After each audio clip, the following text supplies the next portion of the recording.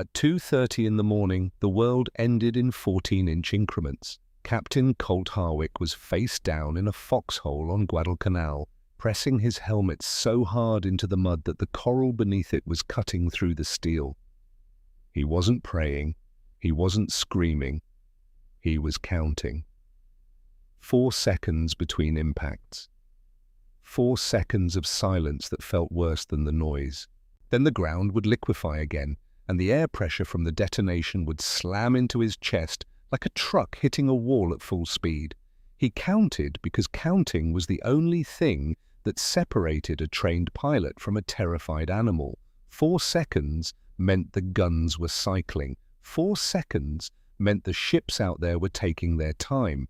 4 seconds meant they weren't afraid of anything on this island, and they were right not to be. Out in the black water of the slot, 2 Japanese battleships were cruising up and down the coastline like sharks circling a life raft. The Congo and the Haruna, massive, ancient, unhurried, they were firing 14-inch shells directly into Henderson Field. Not at planes in the air, not at ships trying to fight back. They were firing at the ground, at tents, at fuel drums, at parked aircraft sitting helpless in the dark. These were shells designed to punch through the armored belt of a heavy cruiser. Instead, they were landing on coral and canvas, and men who had nowhere to run. The smell was something Harwick would never be able to describe to anyone who hadn't been there. Burning aviation fuel has a sweetness to it that doesn't belong anywhere near death. Pulverized coral throws up a white dust that coats your throat and makes you feel like you're breathing chalk. And underneath all of it, the copper smell of sheer animal terror. Not his own, he told himself, but the island's. The island was afraid tonight. He counted through 11 more salvos before the guns went quiet. When the silence came, it was worse. Harwick climbed out of the foxhole at first light and stood at the edge of what had been Henderson Field's main runway. He looked at a moonscape. Craters 6 feet deep, some of them still smoking. The fuel dump was gone, a black scar on the earth where 3 weeks of aviation gasoline had burned itself into nothing. The radio tower was a pile of bent aluminum. 3 Dauntlesses near the south revetment were still burning, twisted into shapes that no longer looked like aircraft at all. Around him, men climbed out of holes. They moved slowly, deliberately, the way men move when they're checking to make sure all their parts are still attached. Some of them had been on the island for 4 months. They were yellow from the atabrine tablets they took every morning for malaria. They were thin in the way that men get thin when they've been eating half rations for weeks. Their eyes had a quality that Harwick had seen before and never wanted to see again. The flat, quiet look of men who had stopped being surprised by catastrophe. He walked the length of the field. He counted the damage the way he'd counted the salvos, methodically, without flinching. And then he saw them. Sitting at the far end of the field, miraculously untouched, arranged in a loose line like cars in a parking lot, were his planes. 12 P-39 Iracobras. They sat level on their tricycle landing gear, nose wheels planted flat on the ground, giving them the posture of machines that had already given up. Every other fighter plane in the war sat with its nose angled upward, proud, ready. The P-39 sat flat, humble, small. Harwick had the same thought he always had when he looked at them. They survived because even Japanese battleship gunners couldn't be bothered. He had first seen a P-39 in the fall of 1940 at a Bell aircraft facility in Niagara Falls, New York. At the time, he was one of the Army Air Corps' most experienced test pilots. 34 years old, 1,200 hours of flight time in 15 different aircraft, a mechanical engineering degree from Purdue that he'd earned before the war had given anyone a reason to need it. When Bell asked the Army to send someone to evaluate their new fighter, they sent Harwick. The first thing he thought when he walked up to it on the tarmac was that it looked like a mistake that had been allowed to go too far. The nose was empty. Where every other fighter in the world had its engine, that massive block of metal that pulled you forward and put steel between you and whatever was shooting at you. The P-39 had nothing. A hollow cone, a void. The engine was behind the pilot, sitting in the middle of the fuselage, like someone had built the plane backwards and only noticed after it was too late to start over. To get the power from that rear engine to the front propeller, Bell's engineers had run a 10-foot steel drive shaft directly beneath the pilot's seat, straight between his legs, up through the nose and into a reduction gearbox. When the engine ran, that shaft spun at thousands of revolutions per minute. You could feel it through the seat. You could feel it through the rudder pedals. It vibrated at a frequency that settled somewhere between your back teeth and your spine and stayed there for the entire flight. Then there was the door. Every other fighter plane Harwick had ever flown had a sliding canopy. You pulled it back, hopped in, pulled it forward. Simple. Fast. In the P-39, there was a door, a genuine automobile-style door with a steel frame and a roll-down window, hinged at the front, opening outward into the slipstream. You stepped in and sat down and closed the door beside you like you were going to the office. If you needed to bail out at 300 miles an hour, you had to force that door open against 300 miles an hour of wind pressure. If your timing was off by a fraction of a second, the slipstream would slam it back into your face hard enough to break your nose and your concentration simultaneously. Harwick had put all of this in his report, every word of it. He had flown the P-39 for 40 hours over 3 weeks. He had tested it at altitude. He had put it into accelerated stalls and watched what happened when the mid-engine design took over. When the plane stopped flying and started tumbling, when the centrifugal force pinned you against that door and the ground came up fast. He had run the numbers on what happened to the engine above 12,000 feet without a turbocharger. The gasping, the power loss, the transformation from fighter to liability. And then he had written, in the careful, neutral language of an official Army evaluation, without the turbocharger, this aircraft is a liability above 12,000 feet and should not be deployed in an air superiority role against modern opposition. He had handed that report to his commanding officer in November of 1940. In early 1941, a procurement official in Washington looked at the production budget for the P-39 and drew a line through a single item, the Allison turbocharger. $4,200 per unit, too expensive, too complex. The line was drawn, the memo was filed, the decision was made. Nobody sent Harwick a copy. The first time he learned that his recommendation had been read, noted, and professionally ignored was when he climbed into a production P-39 in the spring of 1942 and reached for the turbocharger controls that weren't there. That was the true antagonist of everything that followed, not a Japanese pilot with a name and a face, a single line drawn through a budget item by a man in a comfortable office in Washington who had already moved on to the next document before the ink was dry. That man would never stand in a foxhole. He would never count 4-second intervals in the dark while the ground liquefied around him. He had done his damage and gone home for dinner, and the consequences had been traveling at the speed of bureaucracy ever since, slow, inevitable, and now finally arrived in the form of 12 broken-down fighters on a bombed runway in the South Pacific. The British had figured it out before anyone else. They purchased a shipment of Iracobras in 1941, painted them in RAF camouflage, and sent them into combat. They flew exactly one operational mission, one. Their pilots landed, climbed out, and the RAF sent a memo to Washington that was polite, in the way that a formal complaint is polite. The language was measured, the message unambiguous. You can have these back. The British wanted nothing more to do with the P-39. They had looked at it with fresh eyes and seen what Harwick had already documented in 40 pages of test data. The Japanese knew this too. Their Zero fighters lived at 20,000 feet.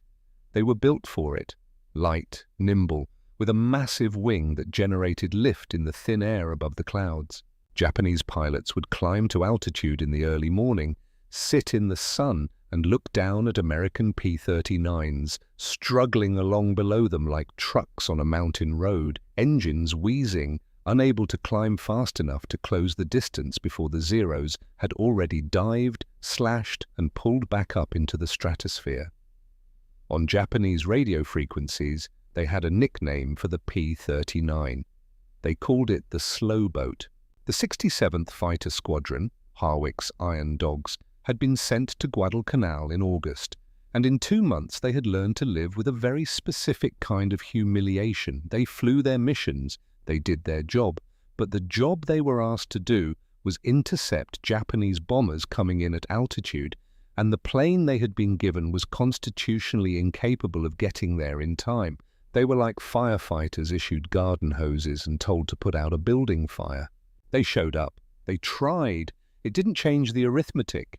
The intelligence report came in at 0700, hand-delivered to Harwick's tent by a runner who looked like he hadn't slept in 2 days. A major Tokyo Express run was moving down the slot. Not a supply run, a full invasion convoy, troop transports, destroyers running escort. 6,000 fresh Japanese soldiers bound for the beach south of Henderson Field with the explicit mission of pushing the Marines into the ocean and taking the airfield back. If they landed, the island was lost. Harwick read the report twice. He folded it and put it in his shirt pocket. He walked back outside and stood in the morning heat, looking at his 12 aircraft at the end of the damaged runway. He thought about the RAF memo. He thought about the procurement official and the line drawn through $4,200. He thought about 2 years of flying a plane he had told them not to build the way they built it. Then something shifted in the way he was looking at the P-39. He had been staring at the nose, at the empty space where the engine should have been and wasn't, but now he looked at what was actually there. What occupied that nose instead of an engine? The Oldsmobile T9 cannon, 37 millimeters, a genuine artillery piece crammed into the nose of a fighter plane, firing through the propeller hub, loaded with high explosive shells the size of a thick candle. It fired 3 times per second, and when it fired, the cockpit filled with cordite smoke, and the airframe shuddered like it had been struck. It jammed at inconvenient moments and required the pilot to work a charging handle between his knees while simultaneously flying at low altitude. It was loud and violent and deeply unpleasant to operate. It was also the only weapon in the American inventory that could put a high explosive round through the superstructure of a warship from a moving aircraft without a bomb. Harwick looked at the cannon. Then he looked at the ocean to the north, flat and grey in the early morning light. And he thought about destroyers moving through the slot at 25 knots. He picked up a pencil and started drawing approach vectors on the back of the intelligence report. He was going to need the runway cleared by noon. The first barge died at 0940 on a Tuesday morning, and nobody was expecting what happened next. Harwick had taken 3 planes out low over the water north of Lunga Point, officially logged as a patrol sweep, unofficially logged as nothing because he hadn't told anyone what he was actually doing. The target was a Daihatsu landing craft, a 50-foot wooden motorized barge the Japanese Navy used like a freight truck, shuttling supplies from destroyer to beach in the darkness, hundreds of them working the slot every night like a conveyor belt that never quit. This particular barge had been spotted beached on the far side of a small inlet, half hidden under palm fronds, abandoned in daylight by its crew, who knew better than to be visible when American aircraft were in the area. It was, by every tactical measurement, the most harmless target Harwick could have chosen for what he was about to attempt. 50 feet of empty wood sitting still in shallow water. Nothing shooting back. No variables except the ones he was trying to understand. He came in at 15 feet above the surface. He had never flown this low with intent before. Low-altitude flying in combat had always been a last resort. A desperate maneuver, not a chosen position. At 15 feet, the world changes its dimensions entirely. The horizon doesn't recede, it rushes at you.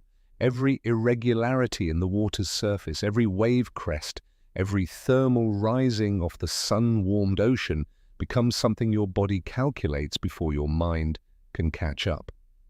The prop wash from the Allison engine hit the water behind him and threw a rooster tail of white spray 20 feet into the air, marking his passage across the inlet like a signature. He had expected the aircraft to fight him. At altitude, the P-39's mid-engine layout made it nervous, skittish, a plane that required constant small corrections and rewarded overconfidence with a spin that pilots did not recover from. Every man in the Iron Dogs had their own version of the same story. Pull back too hard on the stick and the plane didn't stall the way normal aircraft stalled. It tumbled. The centrifugal force of the flat spin would pin you against that car door, while the ground came up at a rate that made the math very simple and very final. Flying the P-39 at altitude was an ongoing negotiation between pilot and machine, and the machine never fully agreed to the terms. At 15 feet over the Pacific, none of that happened. The P-39 settled into the thick, humid air near the surface and became something entirely different. The same weight distribution that made it treacherous at altitude made it planted and immovable down low. The dense air at sea level gave the wings more to work with, more resistance, more purchase. The heavy engine mass sitting at the center of gravity absorbed turbulence instead of amplifying it. The nose stayed level with a steadiness that Harwick had never once felt in this aircraft across 2 years of flying it. He noticed it the way you notice when a difficult machine suddenly stops being difficult. Not with excitement, with the focused attention of a man who understands that what he's feeling might be important. He lined up on the barge at 500 yards and squeezed the trigger. The T-9 cannon fired, and the cockpit became a room of smoke and percussion. The airframe kicked against his hands like something alive. The recoil absorbed not into a rattling, bouncing airframe, but into that heavy center mass, dissipating through the fuselage without reaching the nose. The tracers looked enormous compared to machine gun rounds, glowing shapes moving through the air with a visible arc before they corrected and flew true toward the target. The first round hit the water short. A geyser of white spray erupted 10 yards in front of the barge, marking the range correction precisely. The second round did not miss. What happened to that barge was not damage. It was not a hole in the hull, or a fire on the deck, or a wound that could be bailed out and repaired. When a 37mm high explosive shell detonated inside 50 feet of dry tropical hardwood, the barge did not sink. It ceased to exist as a coherent object. The bow blew off in a single piece and spun end over end through the air. The fuel tank ignited in a column of orange fire that rose 40 feet straight up. The third round hit the burning wreckage before the smoke had cleared and turned the entire inlet into a debris field of splinters and burning planks spreading across the water in a slow, widening circle. Harwick pulled up, cleared the tree line, and circled back around. He looked at what remained of the barge. A burning slick on the water, a few pieces of timber the size of dining tables, already sinking at the edges. In the time it had taken him to make one pass at 300 miles an hour, 50 feet of enemy logistics had been permanently removed from the war. He climbed back to altitude and turned toward Henderson Field. He was doing arithmetic the entire way home, and the arithmetic was pointing somewhere he hadn't looked before. The Iron Dogs gathered in what passed for a briefing room, a section of Quonset hut with a dirt floor and a plywood wall where someone had pinned a map of the slot and surrounding islands. The map had been handled so many times that the coastlines were soft at the edges, rubbed to a blur by weeks of pointing fingers and hard decisions. Harwick stood in front of it without preamble. He was not a man who believed in speeches before difficult missions. He had flown with men who gave speeches, and he had noticed that the speeches never changed the outcome. They only changed how men felt during the 30 seconds before they climbed into their aircraft. That feeling was gone by the time the wheels left the runway. He preferred to change what his pilots knew rather than how they felt. Knowledge survived adrenaline. Inspiration rarely made it past the coast. He told them what he had found at 15 feet. He explained the physics without condescension, because these were men who understood their aircraft on an engineering level. Understanding it was the difference between coming home and not. The mid-engine weight distribution, the thick air at sea level, the stability that the same design feature providing death above 12,000 feet provided below 500. He told them about the barge.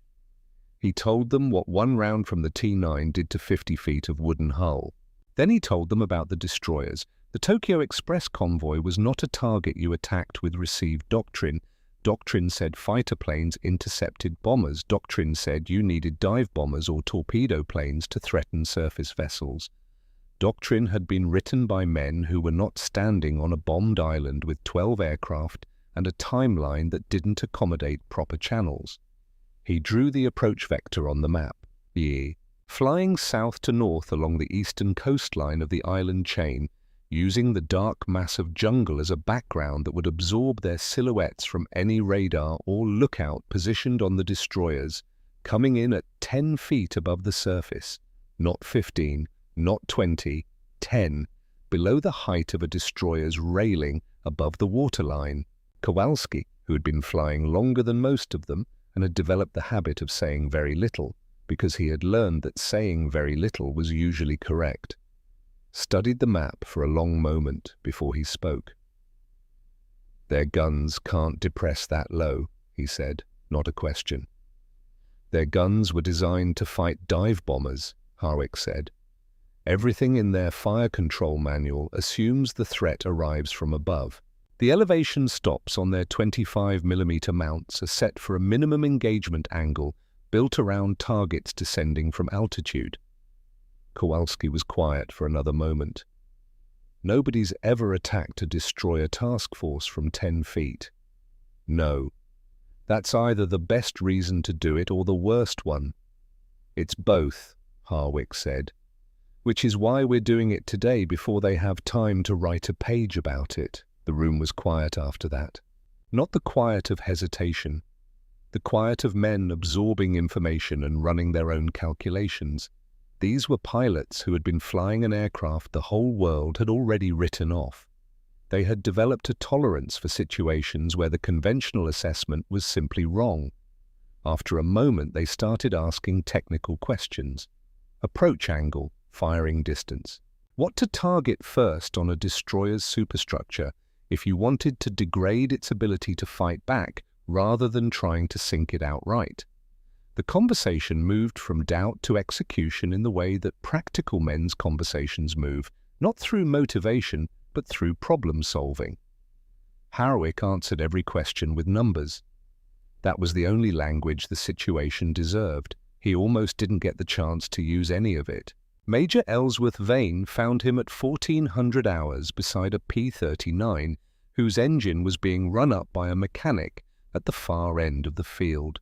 Vane was the senior officer at Henderson Field with operational authority over the 67th's tasking. He was a careful man in the way that careful men become careful, through experience that had been paid for in a currency he couldn't get back. He had heard about the barge. He waited for the engine noise to drop before he walked over, which told Harwick something. A man who was simply angry would not have waited. A man conducting his thoughts still was waiting. What Vane said was measured and completely understandable. Fighter planes did not attack destroyer task forces without dedicated anti-shipping ordnance. The casualty calculus didn't support it. There were proper channels for requesting naval and air support assets, and those channels existed precisely for situations like this one. What Harwick was proposing amounted to— Harwick let him finish every word. Then he spread the intelligence report on the wing of the nearest P-39 and put his finger on the estimated arrival time of the convoy at the landing zone. 4 hours, he said. The proper channels are going to take longer than 4 hours. What's on that beach when they land is the proper channels problem. What happens to this field when they take it back is the proper channels problem. He looked at Vane directly. I'm not asking to be reckless. I'm asking to use the one asset we have that can reach that convoy before it makes land. On a vector, nobody in that convoy has a procedure for. Vane looked at the report. He looked at the approach vector Harwick had drawn. He was silent for a moment that stretched in the afternoon heat. Harwick had known men who second-guessed themselves into paralysis, and men who had burned through caution so completely that they had nothing left to protect their people with. Vane was neither of those. He was something harder to find, a man whose hesitation came from knowledge rather than fear, and whose knowledge included the specific weight of a wrong decision. He had lost 8 men over the Coral Sea 6 months before Guadalcanal. 8 pilots sent on a mission with aircraft that weren't matched to the problem, following a doctrine written by people who weren't there and couldn't be argued with in the moment. Vane had written the after-action report himself, in the particular careful language of official documents that contains grief without acknowledging it. He looked at Harwick for a long moment. "Write the doctrine afterward," he said. "Every word, if this works." He picked up the intelligence report from the wing, folded it once and handed it back. "Don't let me see you again until it's done." He walked away without waiting for an answer, and Harwick watched him go with the understanding that some permissions cost the person granting them more than they will ever tell you. The mechanics worked through the heat of the afternoon with the focused economy of men who had long since burned through any energy that wasn't essential.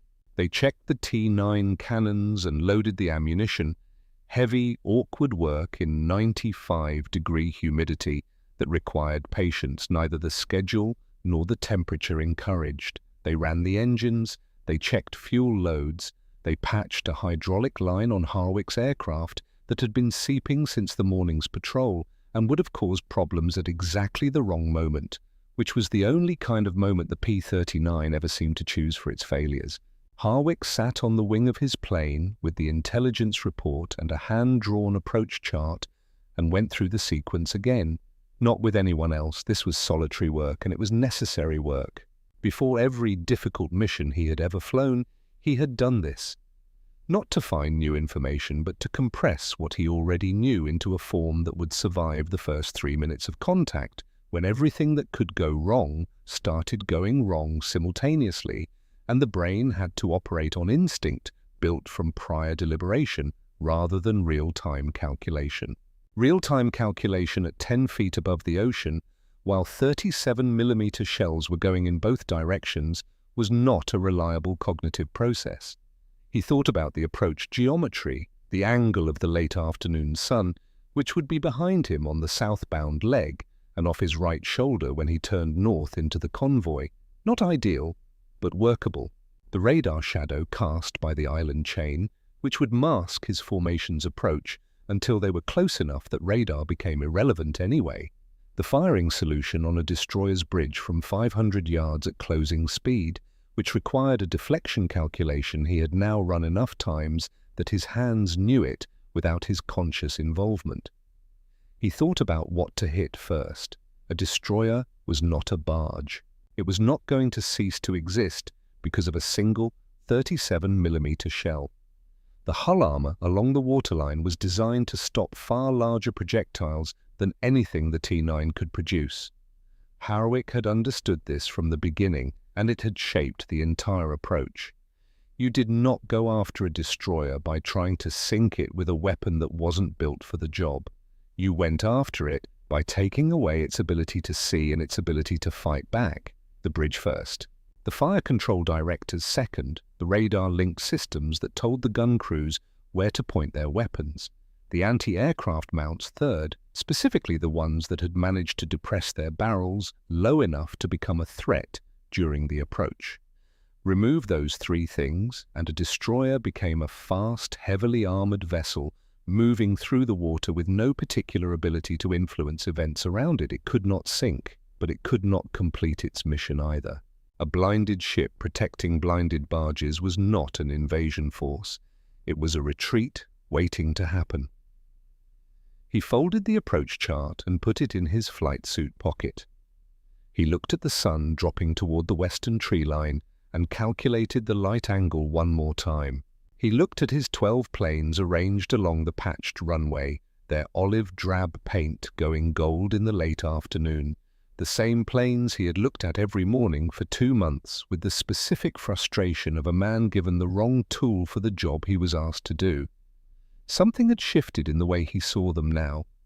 Not affection. He was not a man who developed affection for machines, but a kind of recalibrated respect, the particular regard you develop for something you have fundamentally misunderstood for a long time. The P-39 had not changed. It was exactly the aircraft it had always been, with exactly the capabilities and limitations it had always carried. What had changed was the question he was bringing to it. He had spent 2 years asking it to be a high-altitude interceptor. It had spent 2 years failing to be one.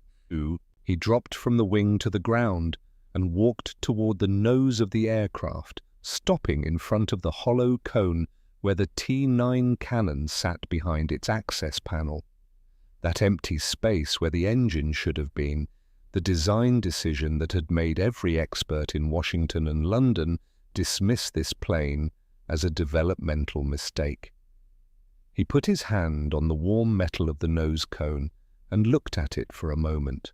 An engineering degree from Purdue and 1,200 hours of flight time across 15 different aircraft, and it had taken him until now to ask the one question the plane had been built around from the beginning, not what it couldn't do at altitude, what nothing else could do at 10 feet. He pulled his hand away from the nose and turned back toward his pilots, who were beginning to drift toward their aircraft in the particular unhurried way of men who have made their peace with the next hour and are simply getting on with it. "All right," he said. The word carried across the runway in the still afternoon air without him raising his voice. "Get them running." The Allison engines started one by one down the line, each one winding up through its registers from silence to growl to the sustained mechanical shriek that Harwick had heard so many times that he no longer heard it as noise. He heard it now as something else entirely. He climbed into the cockpit, pulled the car door shut beside him, and reached for the throttle. The Iron Dogs were going to the water. They lifted off Henderson Field at 16:47, one by one, engines screaming against the weight of full ammunition loads and the thick, equatorial air that pressed down on everything like a hand that didn't want you to leave. Harwick went first. He pushed the throttle forward and felt the Allison engine behind his back wind up through its registers, a sound that started as a growl and climbed through a howl and settled into a sustained mechanical shriek that you felt in your jaw before you heard it with your ears. The runway scrolled beneath him, craters patched with coral gravel, the ground crew standing back along the edges with their arms at their sides, watching, not waving. The men who worked the flight line on Guadalcanal had stopped waving planes off weeks ago. They had learned that waving implied a certainty of return that the island had not yet earned. He lifted the nose at 80 knots, then he pushed it back down, 200 feet, 100, 50, 10. At 10 feet above the Pacific, the ocean became something you were part of rather than something you were flying over. The prop wash churned the surface directly beneath him into white froth that trailed behind the aircraft like a wake. Salt spray hit the windscreen in a fine mist that turned the horizon slightly out of focus. The heat coming off the water pressed against the bottom of the fuselage. He held it there. Behind him, 11 more P-39s dropped to the deck and formed into a loose, staggered line. Not a parade formation, not the tight arrangements they'd practiced in training. Something rawer than that. A pack, spread wide enough that no single burst of anti-aircraft fire could reach more than one of them, close enough that they could see each other against the dark backdrop of the island chain sliding past on their right. Harwick kept the coastline on his right shoulder and flew north. The jungle wall of the islands moved past at 300 miles an hour, a solid mass of green so dark it was almost black in the late afternoon shadow. From any position on those destroyers looking south, his planes were invisible, 12 small machines the color of mud, flying below the height of the palm trees on shore, swallowed entirely by the visual noise of jungle and water. He checked his compass, he checked his fuel, he checked the T9 charging indicator. Then he flew. The Zeros found them first, in the sense that they were already there when Harwick arrived. He saw them at altitude the moment the slot opened up ahead. 6 small black shapes cruising at 20,000 feet, moving in lazy patterns above the convoy below. Combat Air Patrol. Their job was to kill dive bombers. They were watching the sky above the ships, scanning the upper altitudes where American aircraft were supposed to arrive. They had their eyes up. They were looking in the only direction their training had ever told them to look. Below them, half a mile ahead, the convoy materialized out of the afternoon haze. 4 destroyers running in column, their wakes cutting white lines in the grey water. Behind the destroyers, slower, lower in the water, the shapes of the transport barges, dozens of them, packed tight, loaded to their rails with soldiers and the supplies of an army that intended to spend the winter on an island that was not yet theirs. Harwick did not break radio silence. He pressed the stick forward until the wave tops were filling the bottom third of his windscreen. At 10 feet, the ocean was not abstract. It was immediate and specific and unforgiving. The lead destroyer grew from a shape to a silhouette to a structure. He could see the gun mounts on the forward deck. He could see the bridge superstructure rising above the hull, the reinforced glass windows of the command center catching the late sun. He could see the 25mm anti-aircraft mounts along the ship's sides, their barrels elevated, pointing at the empty sky above the convoy where the dive bombers were supposed to be coming from. Not one barrel was pointing at the water. The gap between the P-39s and the convoy closed at a rate that compressed time. 5 miles became 2 miles, became 1 mile, became the moment of commitment, and the moment of commitment arrived before the Japanese lookouts understood what they were seeing, because what they were seeing had no category in their experience. Aircraft approached from altitude, aircraft dove from the sun, aircraft came down in the established geometry of naval air attack that every Japanese gunner had trained against for years. Aircraft did not come at you from below the height of your own railing, flying so low they were displacing ocean. The first Japanese guns to open fire pointed at the wrong altitude entirely. Harwick watched the tracers arc out from the forward destroyer at a 30-degree elevation angle, reaching for a threat that wasn't there, punching holes in empty air 200 feet above his flight path. The gunners were firing by reflex before their eyes had correctly reported what was happening. He gave them 3 more seconds of confusion, then he squeezed the trigger. The T9 fired, and the cockpit became a room of smoke and noise and the particular violence of a weapon that was never entirely comfortable being attached to an aircraft. The first round hit the water 40 yards short, a geyser of white spray that marked the range. Harwick adjusted 2 degrees. The second round covered the remaining distance and detonated against the destroyer's bridge superstructure with a crack he felt through the airframe, even over the noise of his own engine. A high-explosive 37mm shell did not need to penetrate the heavy belt armor of a warship's hull. It detonated on contact with whatever it hit, and what it hit was the reinforced glass and thin steel plating of a destroyer's command bridge. The explosion blew the bridge windows inward. Black smoke rolled out from the starboard side of the superstructure. a 25mm gun mount on the forward deck, one crew that had correctly recalibrated fast enough to become a problem, disappeared in a secondary detonation as Harwick's next 2 rounds found the ammunition feed. He was past the ship in the time it takes to say his name. He pulled up 15 feet, just enough to clear the radio mast, and looked down as the P-39 roared over the destroyer's stern. The deck below him was burning, men were running, the bridge windows were gone, replaced by a smear of black carbon and the orange glow of something still burning inside the command space. Behind him, the iron dogs hit the convoy from every direction simultaneously. Kowalski came in on the second destroyer from the port quarter, walking his fire up the hull from the waterline to the gun deck in a single, sustained burst. 2 more P-39s hammered the third destroyer from opposite sides, their tracers crossing above the ship's centerline in an X of red light before both pilots pulled up and away. The fourth destroyer turned hard to starboard, trying to present its armored bow to the attack, and in doing so exposed its entire broadside to the last 3 Cobras in the formation who had been waiting exactly for that. Above all of this, the Zeros tried to come down. They pushed their noses over and dove, burning altitude at a rate that should have closed the distance quickly. But the Zero was built for thin air. Its engine was tuned for altitude. Its control surfaces were designed to be light and responsive at 20,000 feet. At sea level, in the dense, wet air of the Pacific surface, those same control surfaces became heavy and slow.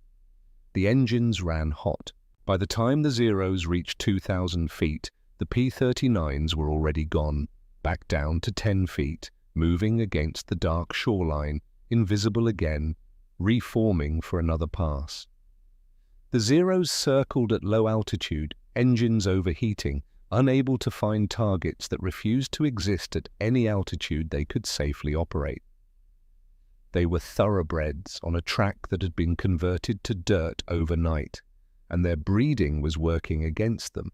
The barges died faster than the destroyers. While the lead P-39s kept the destroyer gun crews occupied, suppressed, damaged, confused, the trailing aircraft found the transport barges clustered behind the naval escort. 50-foot wooden hulls packed with soldiers, rice, artillery shells, and the assumption that 4 destroyers provided sufficient protection. The assumption was catastrophically wrong. A single 37mm high explosive round hitting a wooden barge loaded with ammunition did not sink it. What happened was not a process, it was an event, a brief, violent, total conversion of organized material into disorganized material, accompanied by fire and a pressure wave that could capsize neighboring boats 60 feet away. The water in the slot was turning into a debris field. Burning oil spread across the surface in dark slicks. Crates, timber, equipment carefully loaded onto those barges in some northern harbor 2 weeks ago now bobbed in the current, going nowhere, belonging to no army anymore. Harwick checked his ammunition counter, a third of his load remaining. He checked his fuel, enough for 1 more pass and the return to Henderson Field. He brought the P-39 around in a wide banking turn, feeling the engine behind his back pulling smooth and steady, the aircraft doing exactly what he had spent 2 years preventing himself from discovering it could do. He made the last pass. The first destroyer signaled the others at 17:43. Harwick learned this from intelligence reports 3 days later, that the lead ship, its bridge destroyed, its radar antenna gone, its fire control director reduced to twisted metal, had signaled a general withdrawal at precisely 17:43 hours. That the convoy commander, working from an auxiliary control position below decks because the bridge no longer existed, had assessed the situation and determined that landing 6,000 troops from wooden barges into a defended beachhead using destroyers that could no longer see, could no longer communicate properly, and could no longer protect the barges behind them was not an operation that could succeed. The great grey ships began their turns. They carved wide arcs in the water of the slot, leaving behind the burning debris of their transport barges pointing their bows back north toward the bases they had come from. They were retreating from an air attack conducted by aircraft the British had thrown in the garbage. Harwick watched them go from 1,000 feet, finally having climbed above the deck to assess the situation. He counted the destroyer silhouettes moving north. He counted the fires still burning on the water where the barges had been. He turned south, and the Iron Dogs fell in behind him. They landed at Henderson Field as the sun finished going down. The mechanics ran out before the engines had stopped turning, checking for bullet holes and oil leaks and the hundred small, catastrophic things that could happen to an aircraft. What they found instead was soot. The noses of the Airacobras were coated in thick black carbon residue from the T9 exhausts, 12 planes wearing the same mark, the same evidence of what they'd done. The ammunition bays were empty. On the other side of the world, a Soviet pilot named Alexander Pokrishkin had already reached the same conclusion by a different route. Pokrishkin flew P-39s on the Eastern Front, where the war was fought at low altitude over Russian cities and burned-out farmland. He ignored the manuals entirely. He used the T9 cannon the way Harwick had used it, precisely at close range from positions the enemy's training hadn't prepared them to defend against, and he accumulated kills at a rate that made him the most decorated Soviet pilot of the war. Over 50 confirmed aerial victories, most of them in the plane the Americans had sent to die and the British had sent back with a polite note. He called it his Cobra. He called it a weapon. Two men on opposite sides of the world had asked the same question and arrived at the same answer because the question was right and the answer was always there, waiting. 30 years after that October afternoon, an aircraft made its first flight from a runway in Maryland. It was ugly. It was slow by modern standards. It sat low to the ground on wide-set landing gear and had a nose that jutted forward like a blunt instrument because the nose had been designed around what was inside it rather than what aerodynamics preferred.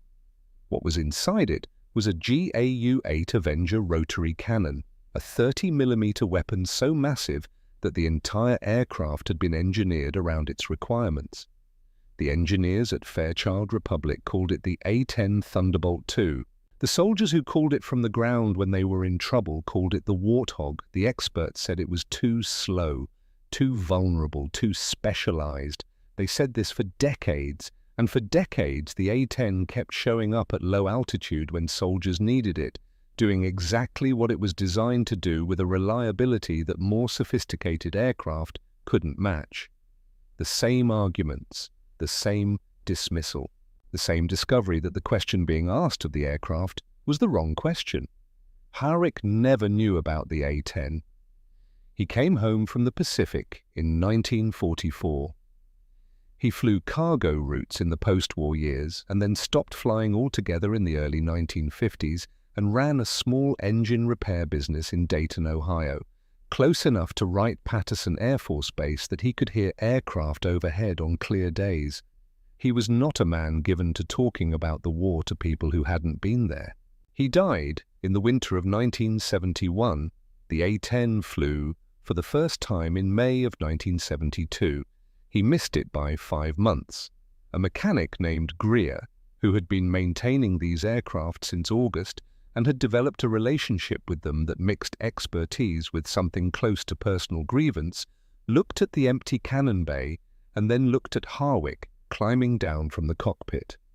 "Sir," Greer said, "did it work?" Harwick looked at his hand. The knuckles were white from gripping the stick for 2 hours and were only now beginning to remember that they could relax. His flight suit was soaked through. The cockpit floor was littered with spent 37mm casings that had rolled around his feet during the fight like brass tumbleweeds. At the edge of the runway, Major Vane was standing in the dark. He said nothing. He held out a notepad and a pen. Harwick looked at him for a moment, then took them. He looked north, toward the slot, where the smoke from the burning barges was still visible against the night sky as a faint orange glow on the horizon. Then he turned back to Greer. "Ask the Marines," he said. They're still here. He walked away from the aircraft. The Iron Dogs had held the line for one more night. The Tokyo Express had been stopped not by a ship, not by a bomb, not by the aircraft the designers intended, but by a plane stripped of its best feature by a budget decision flown below the floor of every tactical manual ever written, carrying a cannon that belonged on a tank. The P-39 Airacobras were scrapped after the war. Most of them were melted down and turned into aluminum window frames and soup cans and the infrastructure of a peacetime country that had already moved on to more sophisticated problems. The planes that had held the slot went into the same furnaces as everything else that had been used up and used well and was no longer needed. But the question that Harwick had found that morning, staring at a bombed runway with a pencil in his hand, that question did not go into the furnace. It was built into the airframe of every A-10 that ever flew. It was in the doctrine of every pilot who learned to fight from the deck. It was in the answer that had saved Henderson Field and the Marines who held it. Not what can't it do, what can nothing else do,